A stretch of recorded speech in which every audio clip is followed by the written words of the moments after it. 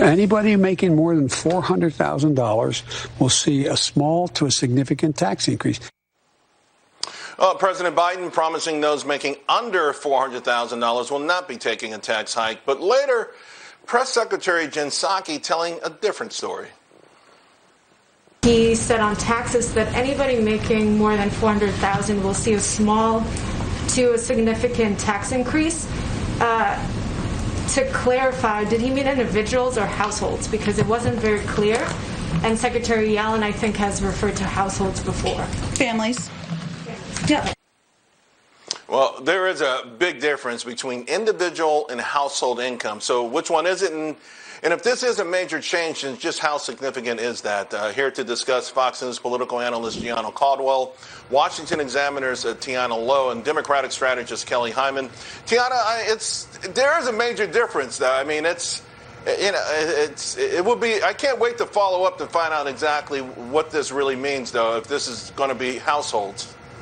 Well, Charles, I'll be honest. I don't think there's going to be much luck with you finding out.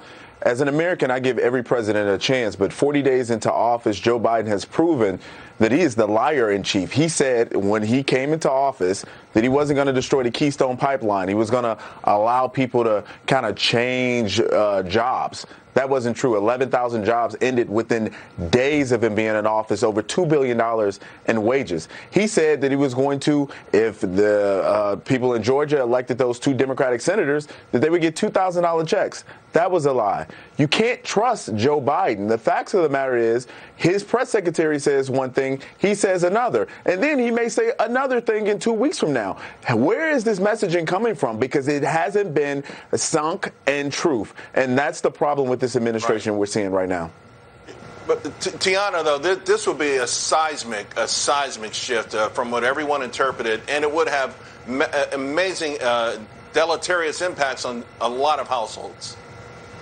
Certainly, and we already knew that, while they were campaigning, Joe Biden and Kamala Harris, they wanted to impose an extra $200 tax on registering firearms. That would obviously impact people who were middle class, lower class. We already knew they wanted to toy around with our 401ks and our IRAs, and the media never checked them on it. And, the media is not being diligent about differentiating between this household and individual filing status, which we obviously know is a massive deal. And they can't have it both ways. During Democratic negotiations about this $2 trillion bogus coronavirus bill, Democrats were trying to use the defense that actually $200,000 in a household isn't that much money in blue states. It's the same reason why they want to eliminate the SALT deduction cap. Well, so which is it? If $400,000, if $200,000 isn't that much for a household, will Joe Biden admit that he is taxing the middle class?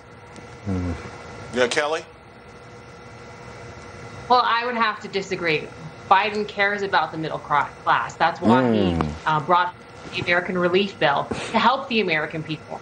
And our liar in chief, that was our former president, not the president that we have now, according to the Washington Post. No, that's the current one. It's obvious. It's the current one. Liar in chief, Joe Biden. That's accurate. But Kelly, that's accurate. I'm speaking. I would appreciate if you didn't interrupt me. You were inaccurate, so I wanted to correct your statement. Well, it's rude to interrupt someone. Kelly, continue. Me. Thank you. I appreciate it. As a woman, we'll get interrupted a lot, and I would appreciate if you didn't interrupt me because I didn't interrupt you, even though we can agree. Men and women get interrupted. It's not a gender issue. No, come on. Gianna, let her talk. But Kelly, as you are speaking, though, can we stick with this particular topic? If indeed it's the household and not the individual, you can see where that is. You do the math. That's a significant difference, isn't it? In regards to the American people, no, I don't believe that it's going to be a significant difference. And Biden said, he made it clear that if you make over $400,000, that he wasn't going to tax you.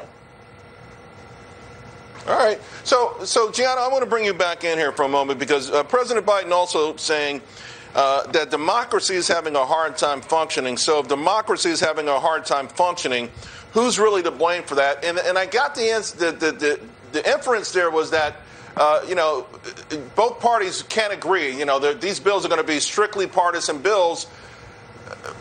And I think his solution is that somehow Republicans have to cross the line instead of vice versa. Is democracy at risk the way Democrats keep saying almost every single day when they don't get their way? You know what's interesting is we were sold on Biden, the moderate, the individual that's going to bring all teams to the table, that being Democrat and Republicans, and bring about a conclusion that would be a success for all Americans. And what we're seeing is not that at all.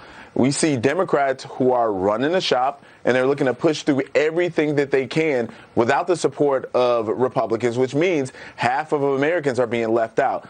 This is irresponsible for a president who's supposed to be much different than any other president that we've seen. It's simply not true. He lied, and he continues to lie. Hold there. Tiana, hold on one second. I want to bring Kelly back in for a moment because, we're hearing things about getting rid of the filibuster. We're hearing things about maybe, jamming through an infrastructure bill filled with taxes that wouldn't pass the Senate parliamentarian, maybe getting rid of the Senate parliamentarian. This is not the moderate. So far, at least, it doesn't feel like the moderate that America was promised. Well, I would disagree with you. I don't think that the filibuster is going to end. Biden has made it clear that he supports speaking filibusters. So I think it's important as a Democrat to work with our colleagues across the aisle, the Republicans, and I would welcome the idea. We live in a great country, America, and we should definitely have bipartisan support to help the American people, and I support that 100%. Tiana, you've got 30 seconds for the final word here, please. Well, I agree. We live in a great country. Tiana.